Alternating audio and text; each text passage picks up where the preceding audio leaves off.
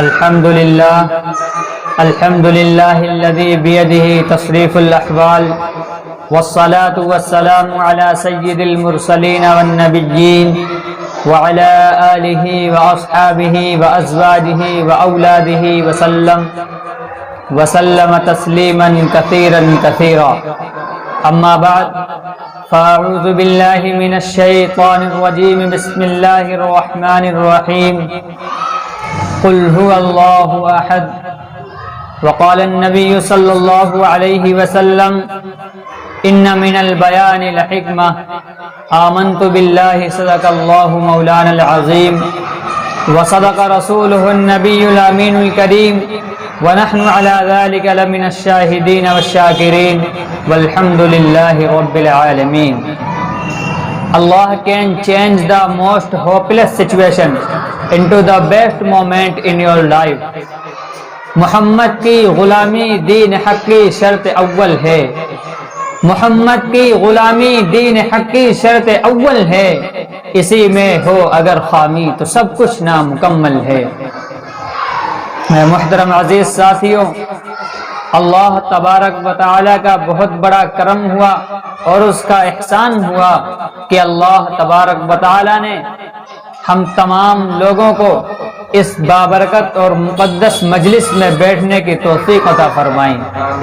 دعا کیجئے کہ اس منبر رسول سے جو بات کہی جائے، اللہ تبارک و تعالی اس بات کو بغور سننے کی توفیق عطا فرمائے اور سن کر سمجھنے کی توفیق عطا فرمائے، سمجھ کر اس پر عمل کرنے کی توفیق عطا فرمائے. میرے محترم عزیز ساتھیوں، اللہ تبارک و تعالی نے قرآن مقدس کے اندر ارشاد فرمایا: قل، اے نبی آپ اعلان فرما دیجئے. اللہ تبارک و تعالی نے اپنے حبیب کو یہ پیغام دیا، یہ میسج دیا کہ میرے حبیب آپ اپنی امت کے لوگوں کو یہ میسج شیئر کرو، ان تک یہ پیغام پہنچاؤ. هو اللہ احد، اللہ ایک ہے. میرے نبی کو جب اللہ کا پیغام ملا، میرا نبی پہاڑ کی چوٹی کے اوپر کھڑا ہو کر کہتا ہے، کفار و مشرکین کو للکارتا ہے، اپنی قوم کو بلاتا ہے اور کہتا ہے کہ قوم، اگر میں تم سے کہوں کہ اس پہاڑ کے پیچھے ایک لشکر ہے جو تمہیں نیست و نابود کر دے گا، تمہیں مٹا کر رکھ دے گا، تمہارا وجود مٹا دے گا، تو کیا تم سب میری بات کو مانو گے؟ کیا تم سب میری بات پر آمین کہو گے؟ کیا تم سب میری بات پر لبیک کہو گے؟ وہ کفار و مشرکین یکزباں ہو کر کہتے ہیں، ہاں محمد کیوں نہیں، آپ تو صادقوں کے صادق ہیں، آپ تو امینوں کے امین ہیں، آپ تو سچوں کے سچے ہیں. ہم نے اپنی لائف میں آپ کو کبھی جھوٹ بولتے ہوئے دیکھا ہی نہیں. آپ جھوٹ کیسے بول سکتے ہیں؟ آپ تو سچوں کے سچے ہیں، آپ تو بڑے امانت دار ہیں. ہم نے آپ کو کبھی جھوٹ بولتے ہوئے دیکھا ہی نہیں. ہم آپ کی بات کو بالکل حق اور سچ سمجھیں گے.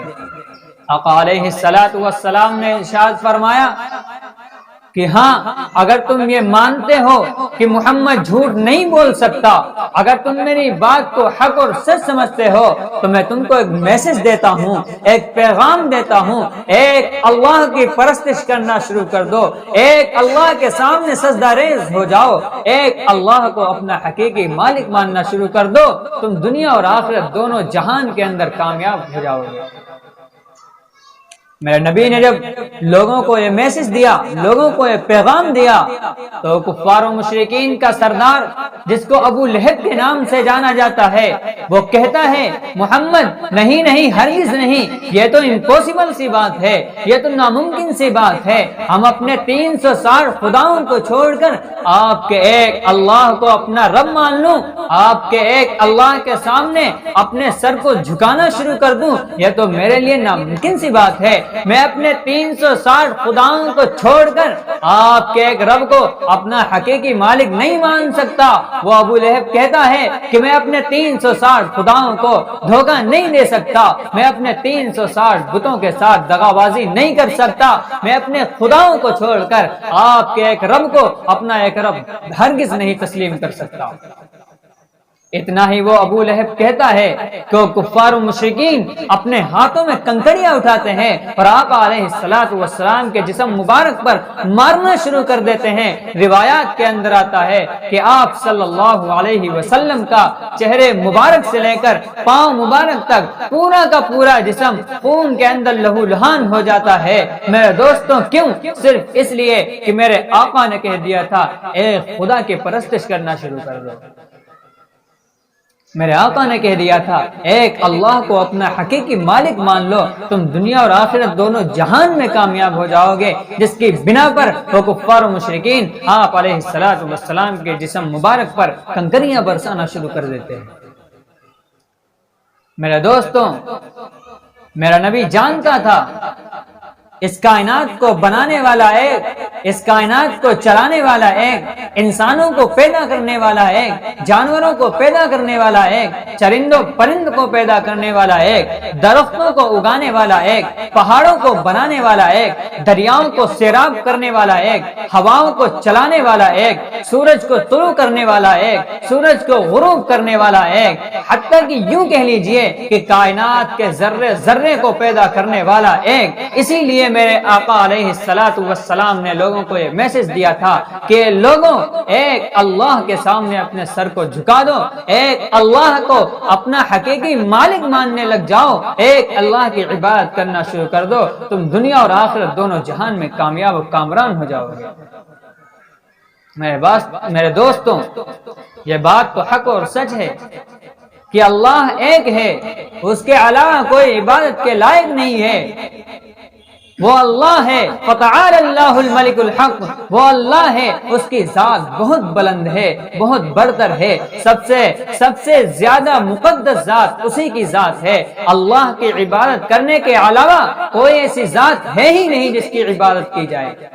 میرے محترم عزیز دوستوں، اللہ تبارک و تعالی نے قرآن مقدس کے اندر دوسری جگہ ارشاد فرمایا، قل اے نبی آپ اعلان فرما دیجئے، اے نبی آپ اعلان فرما دیجئے، ان کنتم تحبون اللہ، اگر تم کامیاب ہونا چاہتے ہو، اگر تم یہ چاہتے ہو کہ تمہارا اللہ تم سے راضی ہو جائے، اگر تم یہ چاہتے ہو کہ تمہارا رب تم سے محبت کرنے لگے، اگر تم یہ چاہتے ہو کہ تم اللہ سے لو لگانے والے بن جاؤ اور اللہ تم سے راضی ہو جائے، تم اللہ سے راضی ہو جاؤ، تو فاتبعونی، مجھ محمد کی غلامی کرنے لگ جاؤ، مجھ محمد کے غلام بن جاؤ، میری اتباع کرنے لگو، میرے طریقے پر چلنے لگو، میرے طریقے کو اپنانے لگو، یحببکم اللہ، اللہ تم سے خود بخود محبت کرنا شروع کر دے گا۔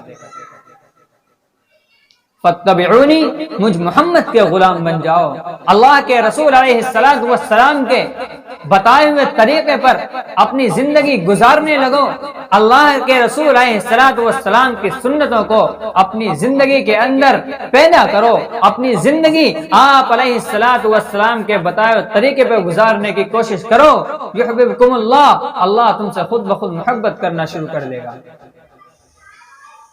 لیکن آج ہمارا حال کیا ہے؟ آج ہمارا کلچر کیا ہے؟ آج ہمارا رہن سہن کیا ہے؟ آج ہمارا طور و طریق کیا ہے؟ کوئی انسان اس سے بے خبر نہیں ہے، ہر انسان اس سے باخبر ہے، ہر انسان اس پوزیشن کو جانتا ہے، ہر انسان اگر دوسرے کی پوزیشن کو نہیں جانتا ہے تو کم سے کم اپنی پوزیشن کو تو ضرور جانتا ہے کہ ہماری زندگی کس طریقے پر گزر رہی ہے۔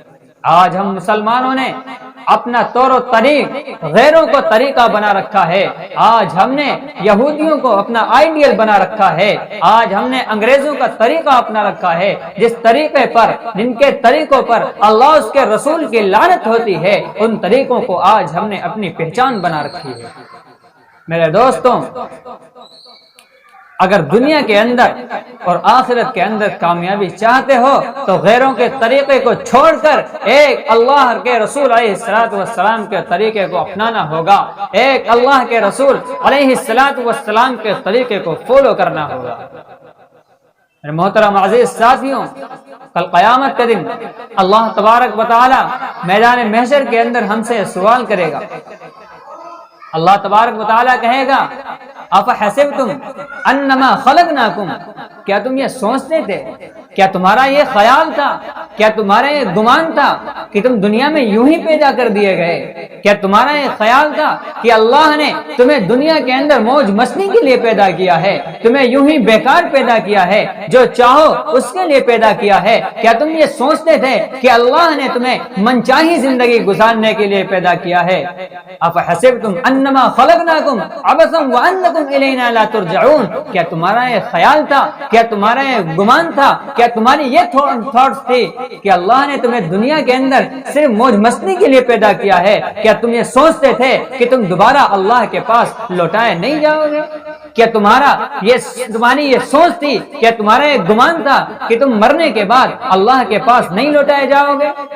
میرے محترم عزیز دوستوں، ضرور لوٹائے جاؤ گے، ضرور لوٹائے جاؤ گے۔ اللہ تبارک و تعالی قرآن کریم کے اندر ارشاد فرماتا ہے ہر انسان کو ہماری طرف ہی لوٹنا ہے۔ میرے محترم عزیز دوستوں، اس لیے ضرورت اس بات کی ہے کہ جو اللہ نے ہمیں تھوڑی سی زندگی عطا کی ہے، اس زندگی کے اندر ہم اپنے اللہ کو راضی کر لیں، ہم اپنے اللہ کو منا لیں، ہم اپنے اللہ کو راضی کر لیں، خوش کر لیں، جتنی زیادہ ہو سکے اتنی زیادہ اللہ کی عبادت کر لیں۔ میرے دوستوں، یہ زندگی اس کا کوئی بھروسہ نہیں، کس لمحے میں ختم ہو جائے، کس سیکنڈ میں ہماری سانس بند ہو جائے۔ میرے دوستو، اس کا علم صرف اور صرف اللہ کے پاس ہے۔ کسی انسان کے پاس اپنی زندگی کا علم نہیں ہے۔ اگر کوئی انسان یہ دعویٰ کرے کہ ہم 50 سال جئیں گے، ہم 60 سال جئیں گے، ہماری عمر اتنی ہوگی، ہماری عمر اتنی ہوگی، تو وہ لغو بات کرتا ہے، وہ بیہودہ پن کی بات کرتا ہے، وہ گمراہی والی بات کرتا ہے۔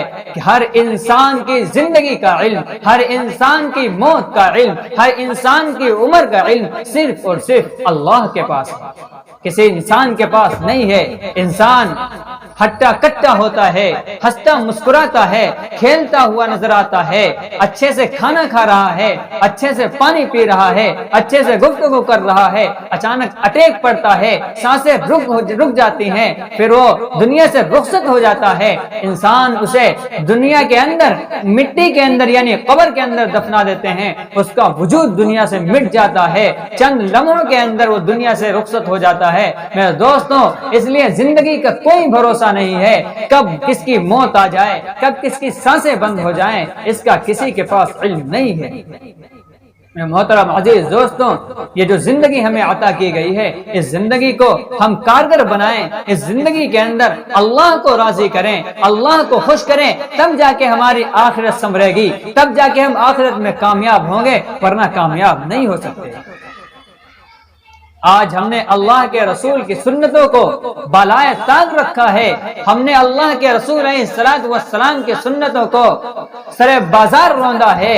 اس دنیا کو کمانے کے چکر میں، اس دنیا کی لالچ کے چکر میں، مال جمع کرنے کے چکر میں، جس دنیا کے بارے میں قرآن کریم ارشاد فرماتا ہے وَمَا الْحَيَاةُ الدُّنْيَا إِلَّا مَتَاعُ الْغُرُورِ، یہ دنیا صرف اور صرف دھوکے کا سامان ہے، یہ دنیا صرف اور صرف دھوکے کا سامان ہے۔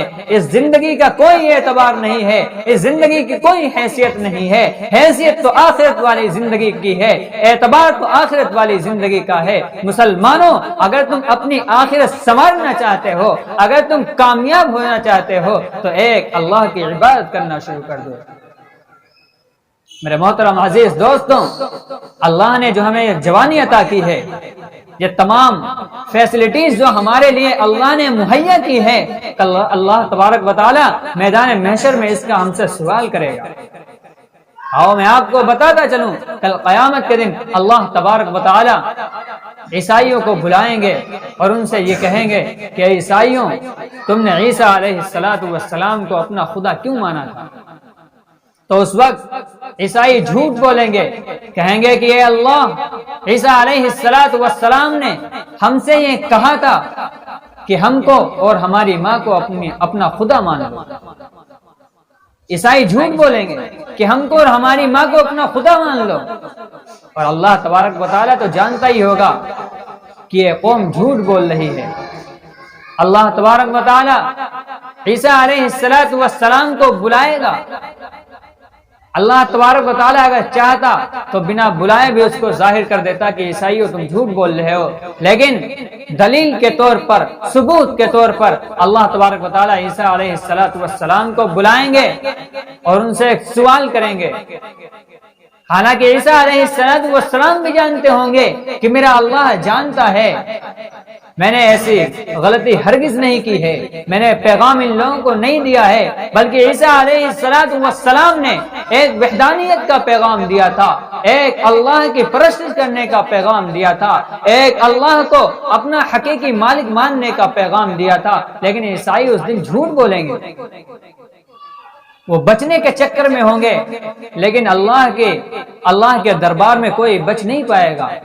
اللہ کو ہر چیز کا علم ہے، اللہ ہر کچھ جانتا ہے، کس انسان نے اپنی زندگی کے اندر کیا ہے، اپنی زندگی کے اندر کتنا نیک عمل کیا ہے اور کتنے برے عمل کیے ہیں، اللہ کو ہر چیز کا علم ہے۔ میرے دوستوں، اللہ تبارک و تعالی عیسیٰ علیہ السلام سے سوال کریں گے کہ عیسیٰ کیا تم نے کہا تھا؟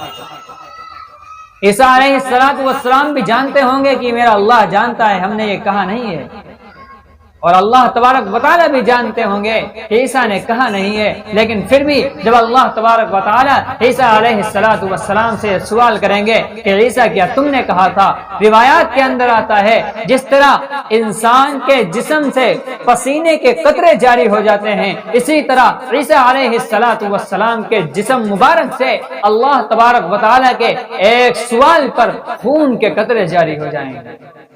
وہ اللہ کا رسول، وہ اللہ کا حبیب، وہ اللہ کا نبی، جس کے جسم سے اللہ کے ایک سوال پر خون کے قطرے جاری ہو رہے ہیں، تو مسلمانوں سوچو، ہم تو ایک ادنا سی چیز ہیں، ہم تو اتنے گنہگار بندے ہیں، ہم تو عیسیٰ علیہ السلام کے قدم مبارک کے دھول کے برابر بھی نہیں ہیں، دھول کی جتنی حیثیت ہے عیسیٰ علیہ السلام کے قدم مبارک کے، اس کے برابر بھی ہم نہیں ہیں، تو ہمارا کیا حال ہوگا؟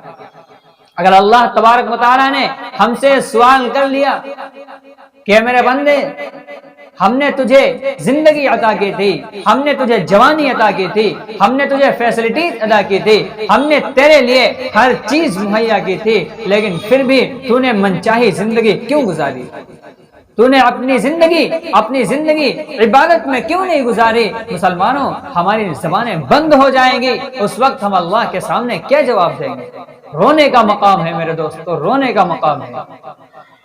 اس لیے ہمیں چاہیے کہ اس قلیل سی مدت میں، اس تھوڑی سی زندگی کے اندر ہم اپنے اللہ کو راضی کر لیں، اپنے اللہ کو خوش کر لیں، اپنے اللہ کی عبادت کر لیں۔ یہ زندگی ہمارے لیے ایک امتحان گاہ ہے، ہم اس امتحان گاہ میں جتنی زیادہ محنت کریں گے، جتنی زیادہ اللہ کی عبادت کریں گے، جتنی زیادہ خشوع و خضوع کے ساتھ نماز پڑھیں گے، اللہ سے لگا کر نماز پڑھیں گے، اللہ سے دل لگا کر دعائیں مانگیں گے، اتنی زیادہ جلدی اللہ تبارک و تعالی ہم سے راضی ہو جائے گا، اتنا ہی زیادہ اچھا رزلٹ آخرت کے اندر ہمارے سامنے آ جائے گا۔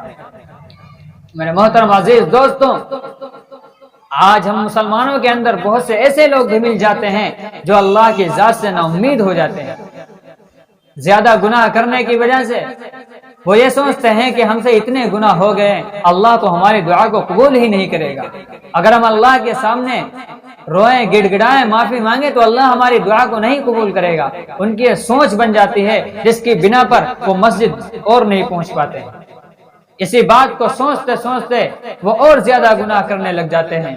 میرے دوستو، یہ سوچ ہماری بالکل غلط سوچ ہے۔ اللہ تبارک و تعالیٰ کی ذات وہ ذات ہے جس کے مقابلے میں کوئی دوسری ذات نہ کبھی تھی نہ ہو سکتی ہے۔